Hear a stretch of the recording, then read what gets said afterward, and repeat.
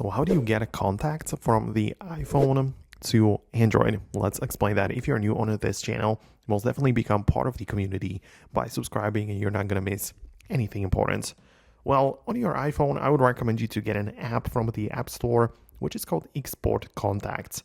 This is what it looks like, and you have the ability to select the format in which you want to export it. So it might be vCard, which is very useful. In our case, it's the one that we need to go after. Or it can also be like the Excel or CSV spreadsheet. But you're just going to perform the export like that. You might need to wait a little bit, perhaps get an ad, whatever.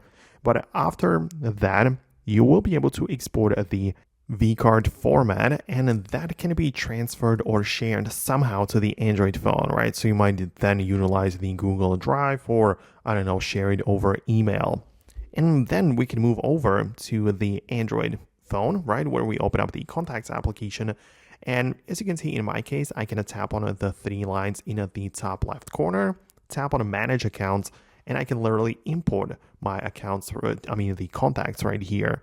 Of course, so I'm going to use and try to look up the formats and the files in here, but you can see that I can literally pick that format, import it in here, click done, and the contacts which were exported from my iPhone will then be imported to my Android device.